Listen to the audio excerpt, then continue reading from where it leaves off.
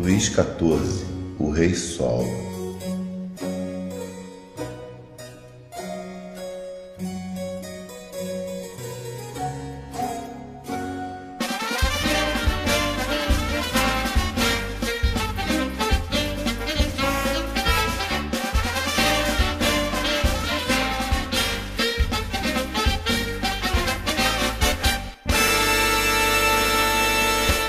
O Luís XIV era filho do Luís XIII e da Ana da Áustria. Ele nasceu em 1638. Existe uma crônica que diz que quando o rei Luís XIII estava no leito de morte, chamou o Luís XIV em seu quarto e perguntou: "Quem é você?" Ele respondeu: "Eu sou Luís XIV, soberano de toda a França." Com a morte do rei Luís XIII, que havia substituído o seu pai, o Henrique IV, que foi um rei muito popular e o primeiro da dinastia de Bourbon. O Luís XIII, no entanto, não era muito popular como o seu pai. Era meio paranoico e tinha muitos rivais na aristocracia. O Luís XIII também era homossexual e sua esposa, Ana da Áustria, só engravidou 20 anos após o seu casamento. E os dois quase não se falavam. Inclusive, o parto do Luís XIV foi muito complicado. Em 1640, nasceu o outro filho do Luís XIII, o Filipe de Orleans. Em 1643, o Luís XIII morreu de úlcera e o Luís passou a ser o Luís XIV, rei da França, e sua mãe regente, sob a supervisão do cardeal Júlio Mazarino, o seu primeiro-ministro. O cardeal Mazarino, que havia substituído o cardeal Richelieu, era um estadista muito hábil, culto, inteligente, e havia rumores que era amante da rainha. O Mazarino era como um pai para o Luís XIV e era muito ligado ao Luís e também à rainha, e ensinou o rei os segredos do Estado e treinou na política e também no esplendor real. Desde os 5 anos, o Luís acompanhava o Mazarino em reuniões estatais, o qual ele era um grande mestre e um grande manipulador. O Mazarino foi educado por jesuítas em Roma, também estudou na Universidade de Madrid e foi embaixador do Papa Urbano XVII e uma espécie de assessor do cardeal Richelieu, onde adquiriu grande prestígio pelo cardeal e também pelo rei Luís XIII. O Luís era muito estudioso e foi criado ao lado do seu irmão Filipe e também outros nobres, como a sua prima Ana de Orleans. A partir da ascensão do Henrique IV e depois da ascensão do seu filho Luís XIII, sob o comando do cardeal Richelieu, que era o principal ministro e articulador do absolutismo real, a França teve um gasto muito grande que gerou muito descontentamento. E após a morte do cardeal Richelieu e do rei Luís XIII, daí houve um enfraquecimento do poder real e dificuldades financeiras durante a Guerra Franco-Espanhola. A França, desde 1688, participava da Guerra dos 30 Anos. O cardeal Mazarino, então, passou a cobrar impostos pesados que deixavam a população insatisfeita, principalmente impostos sobre produtos que entravam no país. E isso trouxe escassez e doenças. Esses impostos, que eram temporários, passou a ser permanente através de um decreto do governo. Durante a guerra, os Bourbons enriqueceram e se fortaleceram. E, na contramão, o parlamento e a burguesia perdiam seus privilégios. Os nobres e parlamentares recusavam-se a pagar esses impostos e também promulgar esse édito do Mazarino. E com isso o Mazarino mandou prendê-los. Desde o século XIII, a Europa passava por um período chamado a crise feudal. A nobreza exercia ainda um grande poder e eram herdeiros de grandes senhores feudais. Apesar de rígido, o cardeal Richelieu tinha uma postura conciliadora, ao contrário do Mazarino, que acabou rompendo com alguns setores. o parlamento ficou limitado e também diminuiu drasticamente sua participação nos assuntos estatais. E os príncipes de sangue, como o tio do rei, o Gastão, reivindicava mais participação no governo. E a partir de 1648, deu-se início às revoltas. Essa revolta é conhecida como a Fronda, que a grosso modo significa tacar pedra na janela, perduraram até 1653. No ápice dessa revolta, o Luís XIV teve que deixar a cidade, com seu irmão e o Mazarino e a rainha. Personagens como o Gastão, o Duque de Orleans, Luís II, o Príncipe de Condé, Armando, Príncipe de Conte, Frederico, Duque de Bulhões e outros. Em Paris, durante a Fronda, houve saques, baixa nas colheitas, destruições, aumento na taxa de mortalidade, miséria e, mais tarde, epidemias. E em 1660, a população de Paris chegou a ser reduzida pela metade. Em 9 de fevereiro de 1651, os nobres revoltosos tomaram o palácio e passaram a vigiar o rei. E o rei passou a ser um prisioneiro em seu próprio palácio. Em 5 de setembro de 1651, o Luís atingiu os 13 anos e, pela lei francesa, ele já poderia assumir o trono. E em julho de 1652, o Mazarino organizou um exército e combateu as forças rebeldes pelo controle da capital.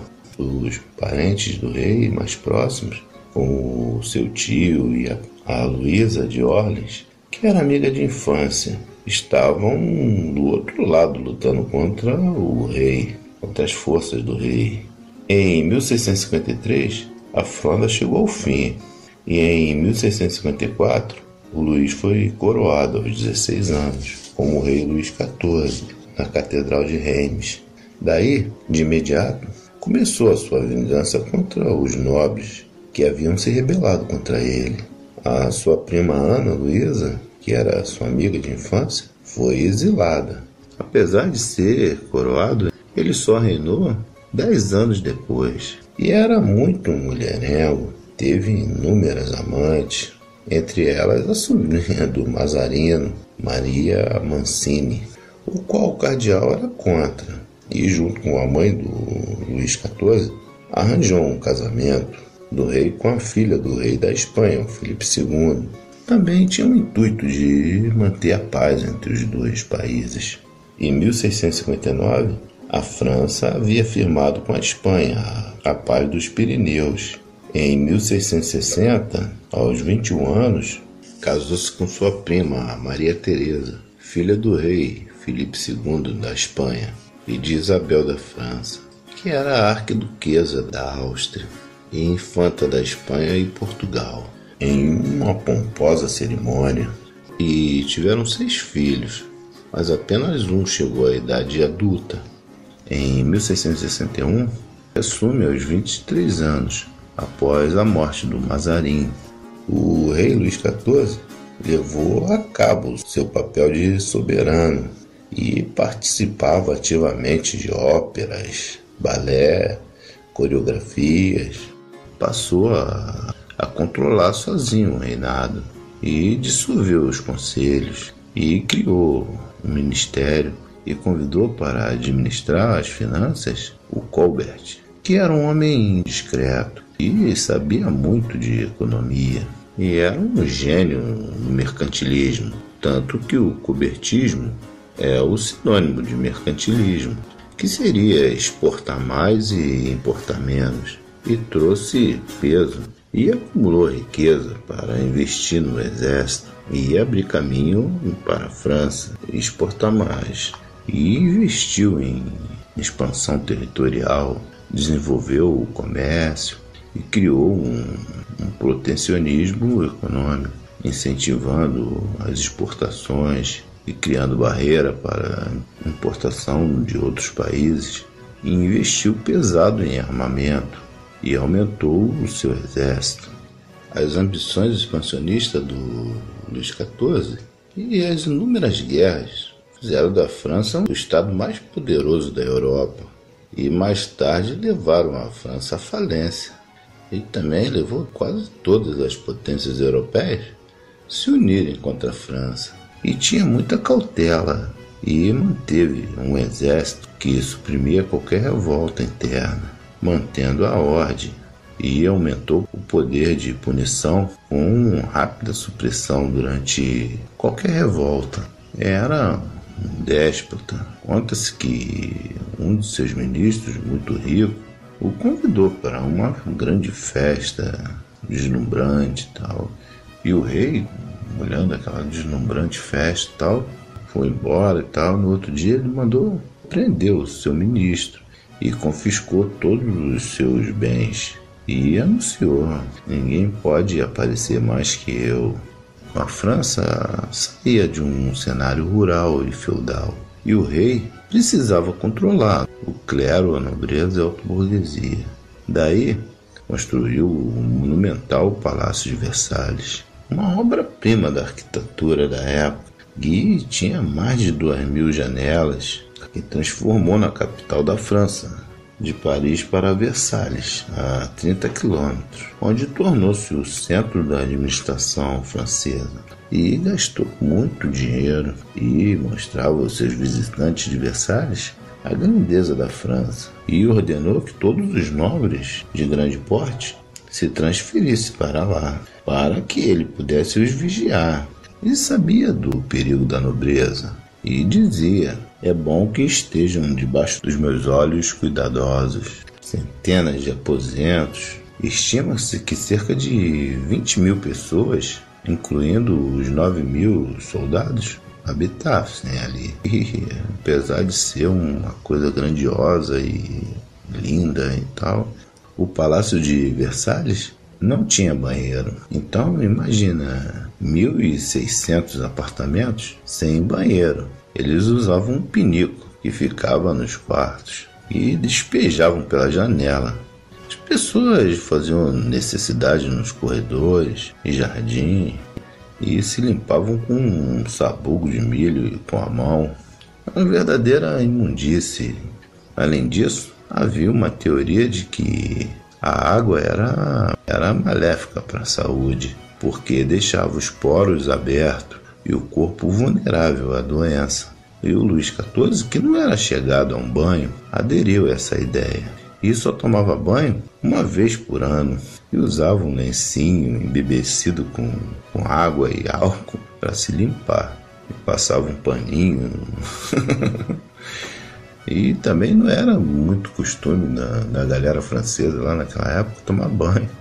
Dizem que nessa época, quando rolava um banhozinho, quando os caras iam tomar banho lá, os caras botavam lá um balde d'água, uma bacia d'água lá, uma banheira lá, enchia d'água, os caras iam, primeiro o mais velho, o pai, depois a mãe, até o último.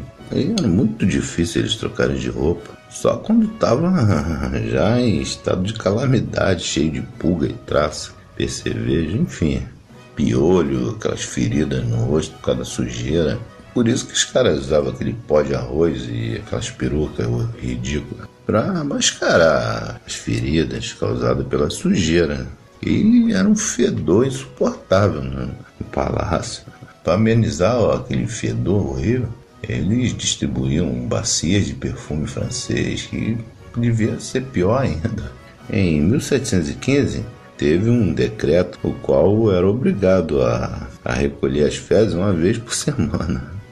E mantinha-se distante do povo, o que fazia com que ele tivesse uma imagem de um semideus, um rei forte e soberano. E marqueses, duques, viscondes, barões se tornaram submissos a ele, e criou em torno dele um conjunto de regras, de etiquetas, e ditava a moda, e ganhou o apelido de o Rei Sol, porque tudo girava em torno dele. E é atribuída a ele também a frase: não há autoridade na França que não proceda de mim. Era egocêntrico e vaidoso, e tinha 1,60 m. Cultivava sua imagem como um semideus, e às vezes se apresentava vestido de Apolo em uma carruagem, como as carruagens descritas na mitologia grega, e é atribuída a ele, apesar de muita controvérsia, a frase L'état c'est moi, o Estado sou eu. E eu quase esperei no momento em que a carruagem ia chegando, quando ele ia saindo. E havia celebração da hora do jantar, hora de acordar, hora do almoço, enfim, cerimoniais para dormir, jantar, frescurada e festas cotidianas. Todos tinham que comparecer para apreciar, e nessas festas os nobres que o agradavam ficavam num assento largo, e o que menos o agradava sentavam num tamborete de 3 pernas, e assim ele demonstrava o seu desprezo por aquele nobre. E aqueles que eram banidos da corte eram excluídos de qualquer privilégio e humilhados. Achava que o seu poder emanava de Deus. E é atribuída a ele também a frase: essa noite Deus desceu a mim. A rainha era muito católica e não participava das cerimônias promovidas pelo rei e também das políticas, por razão do rei mantê-la afastada. Ela não tinha se isolado daquilo tudo ali e tal. Preferia ficar com suas damas de companhia, seus cães, seus anões, e era caridosa, cuidava dos doentes e pobres, e era muito próxima da sua sogra, a rainha mãe. Ambas eram muito religiosas e gostavam de jogos de azar, de carteado. A rainha-mãe morreu em 1666, e com a morte da rainha-mãe, sua sogra, e também da legitimação dos filhos bastardos do rei, ela ficou isolada e morreu em 1683. E antes de morrer, é atribuído a ela a frase: desde que me tornei rainha, tive apenas um dia feliz. E o Luís XIV falou sobre ela: essa é a primeira tristeza que ela me causa. E o rei tinha inúmeras amantes, entre elas a mulher do seu irmão Felipe, que era homossexual, a sua cunhada Henriqueta. Então, a rainha colocava damas de companhia muito bonitas e tal, para chamar a atenção do rei, que traçava todas elas. Entre essas damas, ele teve um envolvimento emocional profundo com a Louise de Valier, que era uma mulher muito bonita e angelical, e teve 4 filhos com ele, o qual ele assumiu a paternidade de todos eles. E ela tornou-se duquesa de Lavalier, e a marquesa de Montespan, que era amiga da duquesa de Lavalier. Era uma mulher casada e muito bonita e popular, e ele acabou se apaixonando por ela. E o marido da duquesa de Montespan acabou ficando revoltado com essa situação e fez um velório simbólico da sua esposa e acabou sendo banido da corte. Então ele colocou vários chifres de cervo em sua carruagem para poder escandalizar e mostrar para a corte que ele realmente era um corno.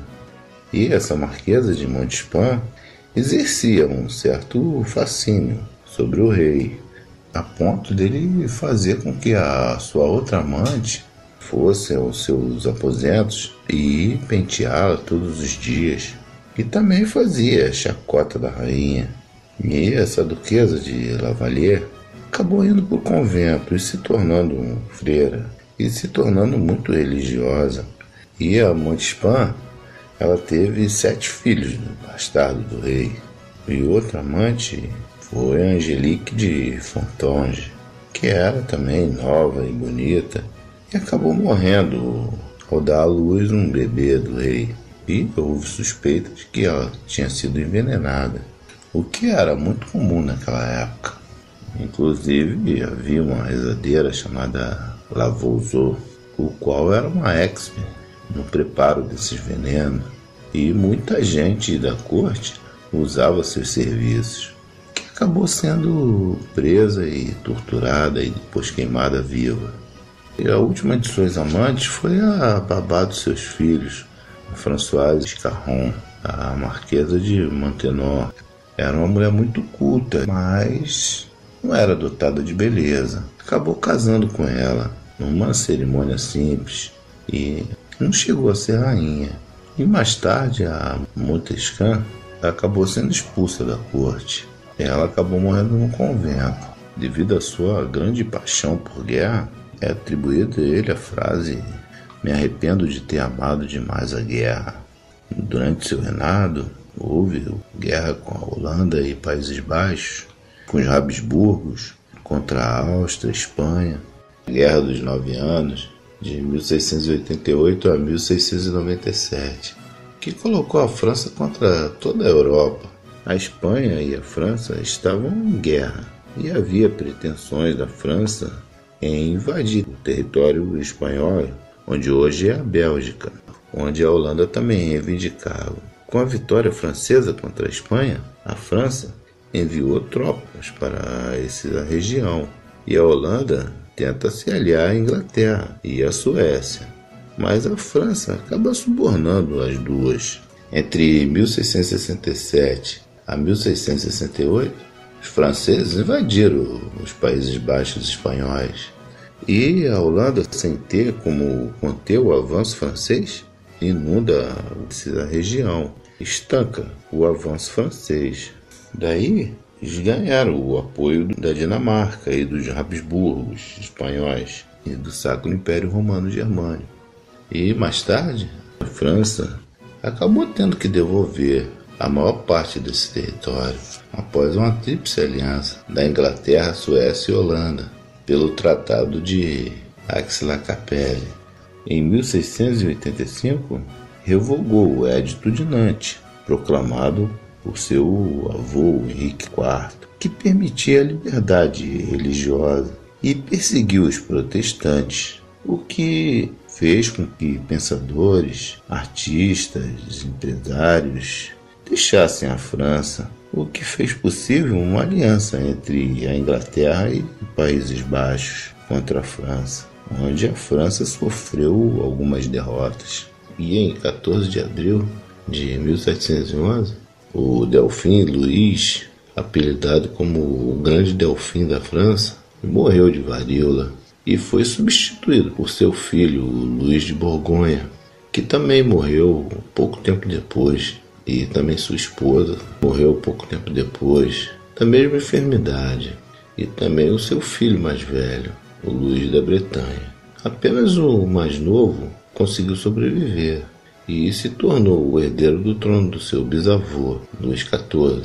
A Guerra de Sucessão Espanhola, que durou de 1702 a 1714, que começou após a morte do meio-irmão da rainha, Carlos II, rei da Espanha, que era Habsburgo, e casado com a princesa Maria Luísa, e morreu sem deixar herdeiro. E com a influência do Luís XIV, o seu neto, Filipe de Anjou, acabou sendo levado ao trono através de um testamento do Carlos II. E daí começou a dinastia dos Bourbon na Espanha. As outras monarquias europeias se uniram a Leopoldo I, que era próximo ao Carlos II, e passou a reivindicar o trono, e deu início à Guerra de Sucessão Espanhola. O neto do Luís XIV foi proclamado rei da Espanha, como Filipe V. O Luís XIV morreu aos 77 anos, governou por 54 anos, de 1661 a 1715, de 5 anos aos 77, o mais longo reinado de toda a história europeia e ocidental, e é considerado o maior soberano de todos os tempos do Ocidente, e representa o Estado absolutista moderno, e foi substituído pelo seu bisneto, Luís XV. Alguns dizem que no trajeto do seu velório, de Versalhes até a Catedral de Saint-Denis, no seu funeral, ele foi vaiado pelo povo. Bom, é mais ou menos isso aí. Eu vou ficando por aqui.